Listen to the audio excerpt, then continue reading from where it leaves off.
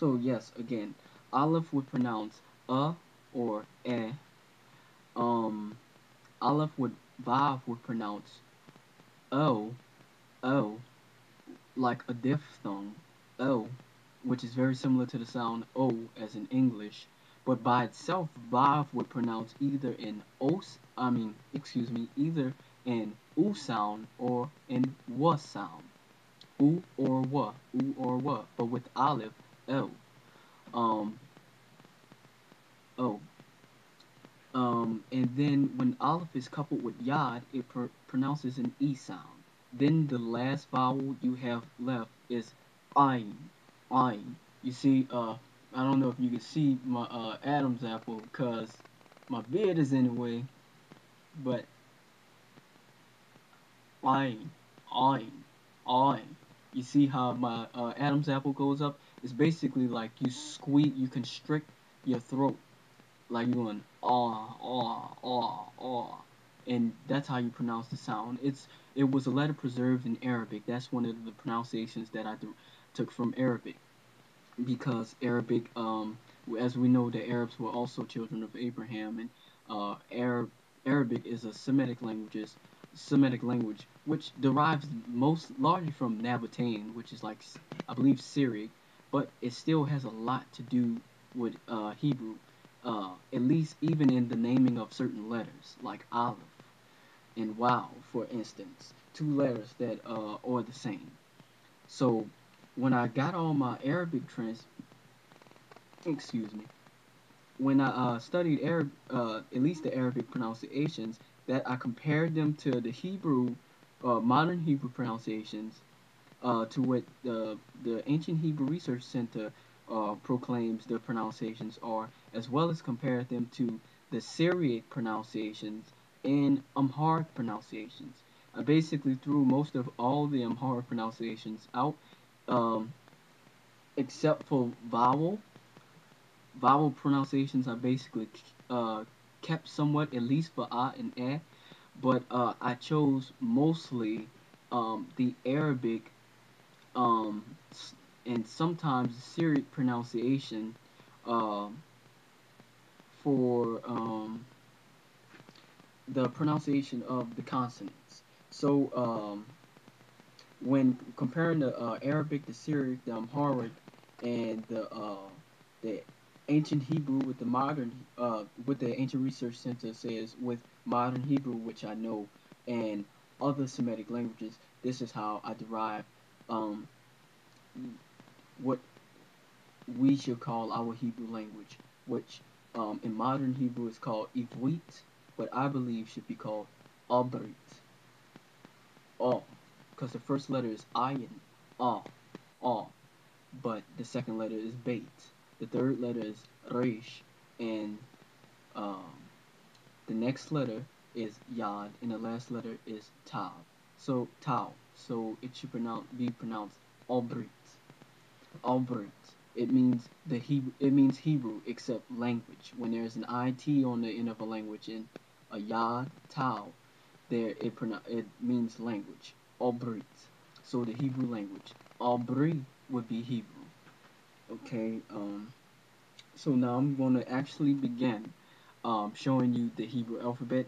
When Lashawan Kadesh was going around, it was basically a very, very similar alphabet, basically the same.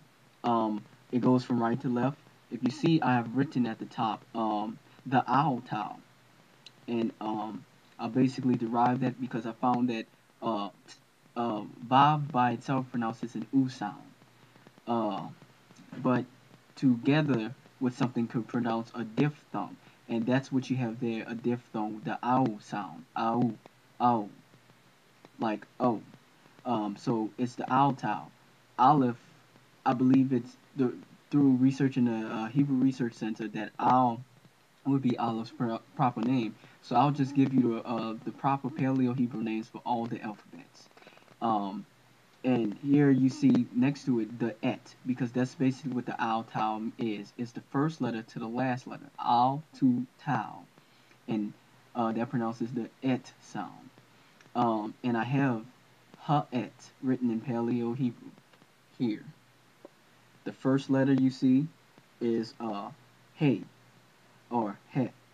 He is the, so he'et, he'et. It's a well, it's a monophthong when you glide from one sound to another. He'et. Um, so it means the et, which is essentially what we will call this Paleo Hebrew alphabet. I'll say it once more: he'et, or the et, the owl tau. This is the entire Hebrew alphabet. You may want to write it down, but I'll also show you note cards where I've written them.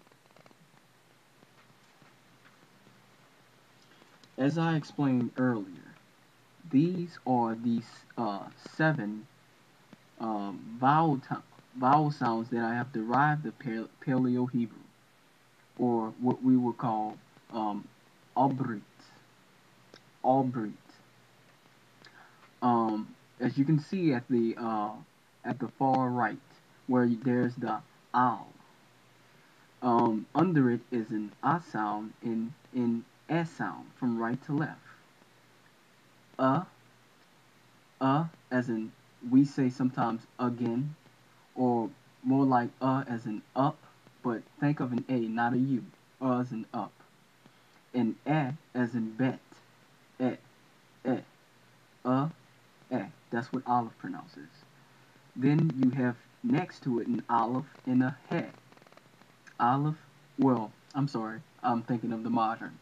Al and he. Al and he. L and he. They pronounce the a sound. Next you have well. Well pronounces the oo sound by itself, but also can pronounce a wa sound. But for right now, we're just focusing on vowels, so it's oo. Next to it, you have the al and wow. Al and wow. This pronounces the o sound, but I'm representing it with an English o, or a Latin o. After that, you have Aleph and Yod. Aleph and Yod. Or, I keep doing the modern. Forgive me because it's all just translating in my head. Al and Yod. Which pronounces the E sound, represented by an English I. And under those, you see here, is rhyme, but its vowel pronunciation would be ayin, ayin, ayin. Remember, you constrict your throat to pronounce it. It looks a little like the English O, but that is the Paleo writing for it. So please do not be confused. To differentiate, I'll probably put the English O's in quotation.